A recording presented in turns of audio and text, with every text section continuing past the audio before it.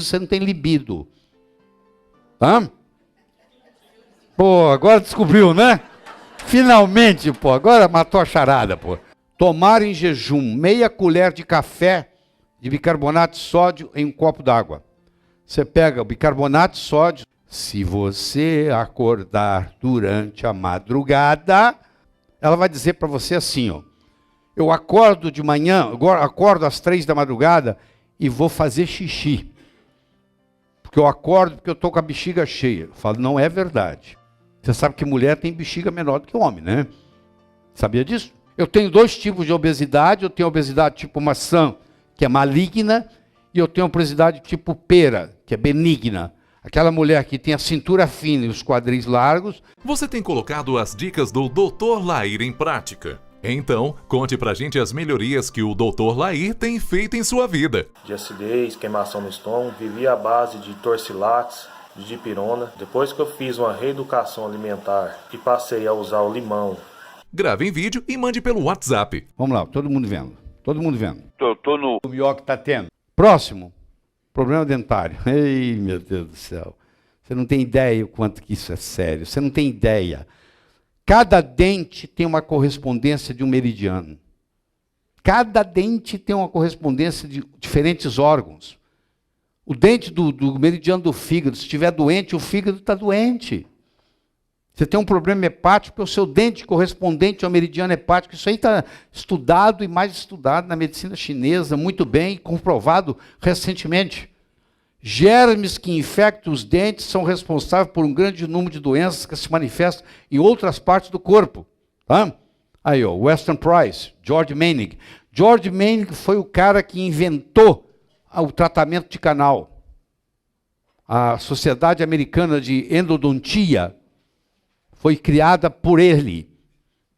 Ele dedicou a vida inteira dele a tratamento de canal. E agora, no final da vida dele, ele escreveu um livro que se chama Root Canal Cover-Up, mostrando que ele se arrepende de ter ensinado para o mundo a fazer canal.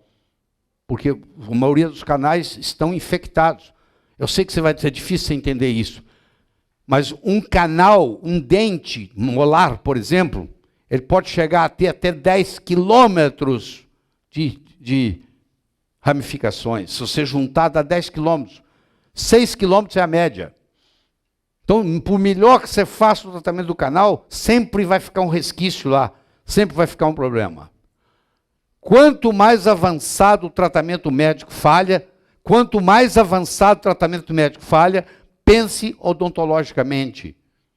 Não consegui resolver, ninguém resolve. Procura no dente. Procura no dente que você vai encontrar. Tá? Aqui, por exemplo, deixa eu dar um exemplo para você. Isso aqui é o dente ciso. Tá? Deixa eu ensinar você a contar dente. Aqui, pega o seu dedo indicador, coloca aqui no celular direito. Se você tem siso, esse dente que você está apertando é o número 1. E conta assim, ó. 1, 2, 3, 4, 5, 6, 7, 8, 9, 10, 11, 12, 13, 14, 15, 16.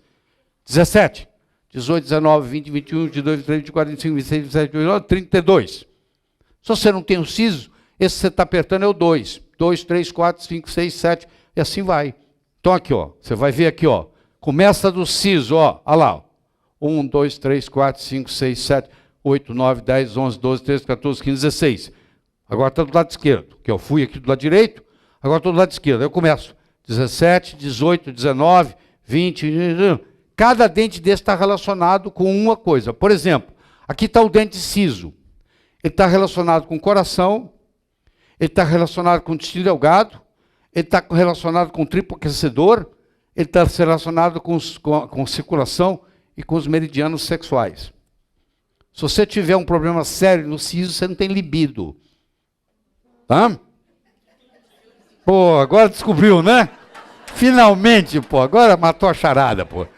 Faltava essa, pô. Entendeu? Quando você arranca o siso, escuta. Escuta, que você está lembrando do seu consultório lá, escuta. Quando o paciente arranca o dente, se o dentista não for bom, dá uma coisa chamada cavitação. Ele tem que ele extrair um ligamento que tem lá dentro. Se ele não extrair, dá cavitação. Aquilo ali fica uma infecção crônica, que pode causar, inclusive, câncer em outras partes do corpo. Tá? Olha lá. Ó, olha aqui, ó. Isso aqui é um nervo, isso aqui é um canal tratado. Ó. Parece que está bonitinho, mas pode ser que não. Tá bom? Problema dentário, desnutrição. Príncipe, não é, mas eu como direito, doutor. Eu como tudo direitinho. Não é você comer direitinho que resolve.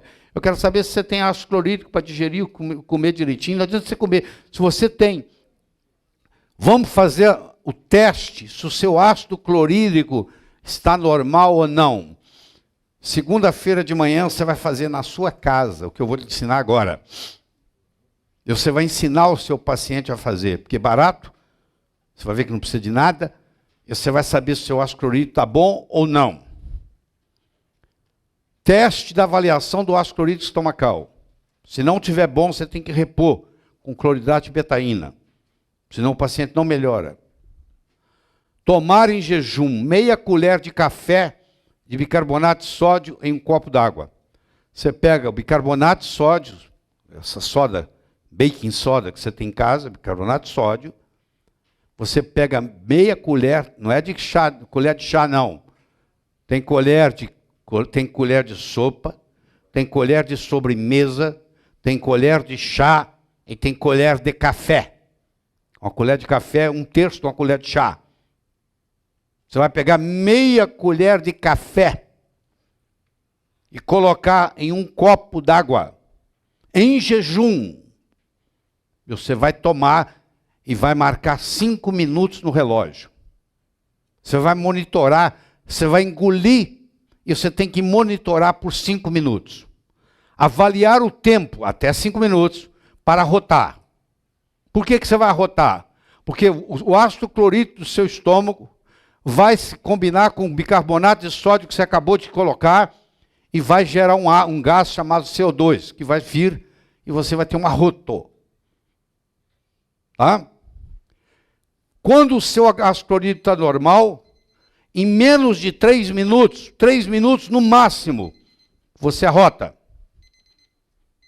Quando você tem aumentado, você começa a arrotar antes dos 3 minutos e repetidamente.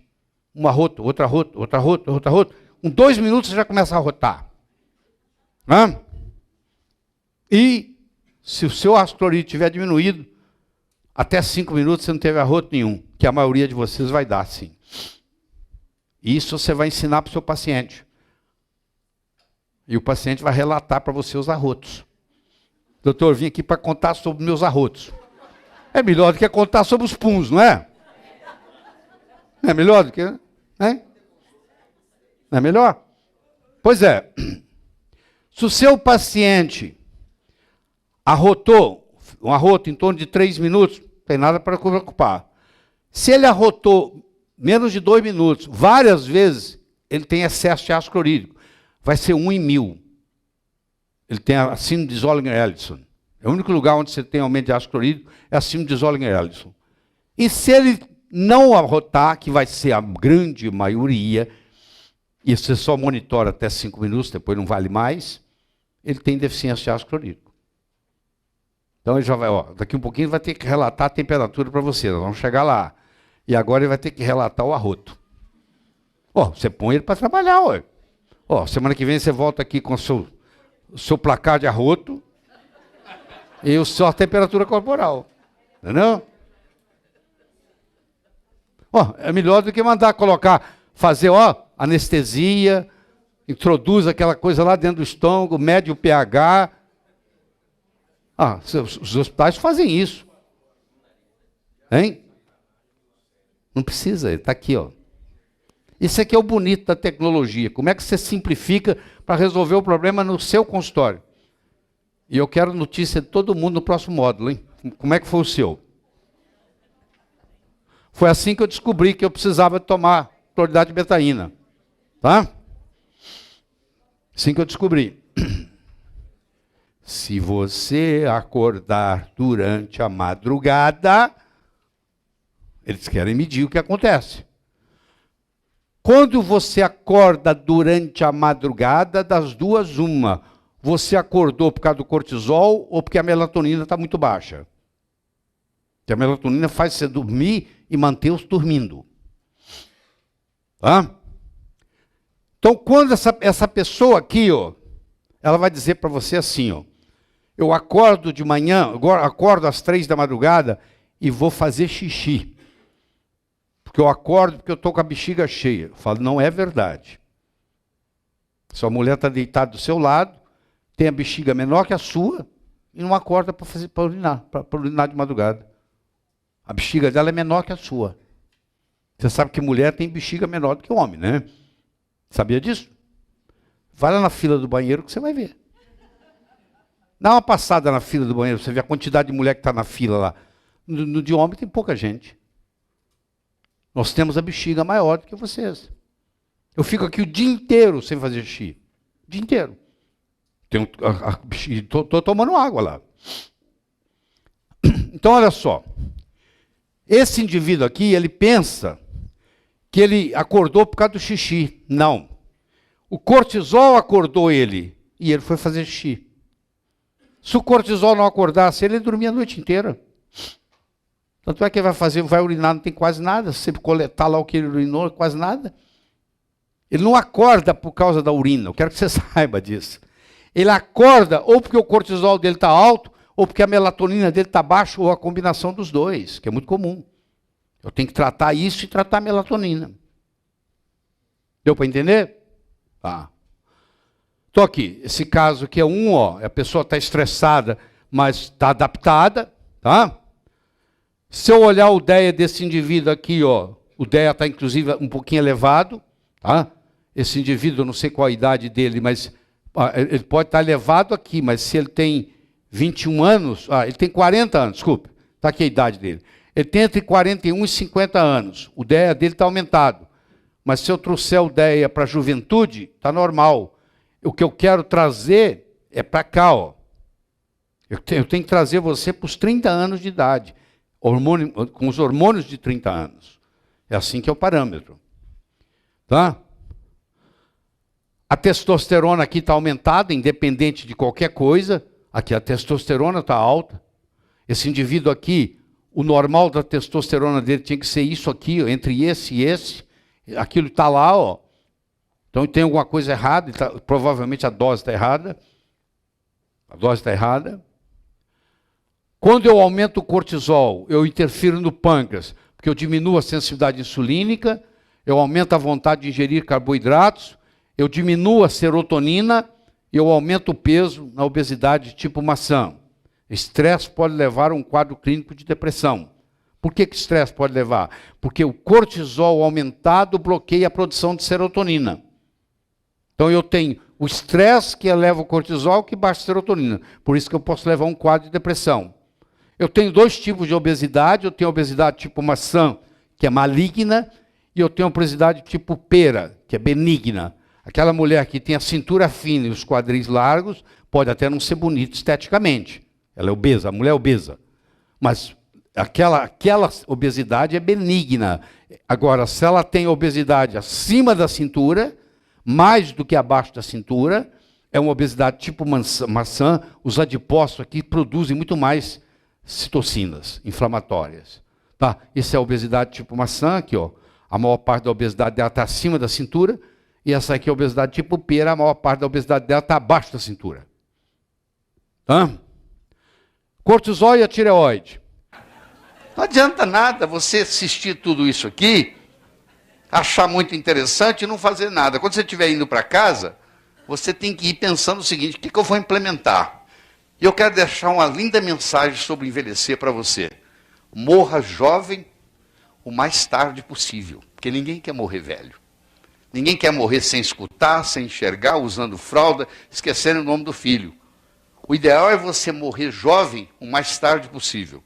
Eu espero de coração que novos caminhos se abram à sua frente, que o vento sopre levemente às suas costas, que o sol brilhe suave e morno no seu rosto, que a chuva caia de mansinho em seus campos.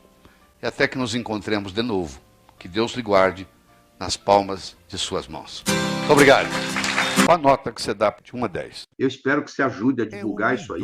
Passa isso para os amigos. Um presente, mandar esse link. Para receber áudios incríveis do Dr. Laí Ribeiro, mande um WhatsApp para 99103-7921 com a palavra Eu Quero e receba conteúdo gratuitamente de um doutor que, sem dúvidas, é o melhor que tá tendo. Pessoal, vim agradecer vocês e ao Dr. Laí pelos vídeos que eu tenho assistido, que são vídeos muito bons, muito importantes para a vida da gente, porque eu vivia a base de uso de heno no meu estômago, eu vivia com problema de acidez, queimação no estômago, vivia a base de torcilax, de dipirona. Depois que eu fiz uma reeducação alimentar e passei a usar o limão no meu dia a dia, no meu cotidiano, minha vida melhorou muito, minha questão de saúde mudou muito. Não uso heno mais, muito raro beber um heno, muito raro. Não, depois que eu passei a mudar me reeducar questão de alimento, eu não tomo mais torcilax, até isso já tem uns 3 meses. Muito raramente eu bebo um dipirona, muito raro. Então eu tenho muito a agradecer a vocês e ao Dr. Laí por essas aulas. Eu entendo mais que sejam aulas que ensinam a gente a abrir os olhos e enxergar o mundo diferente. Então fica aí um abraço para vocês e fiquem com Deus.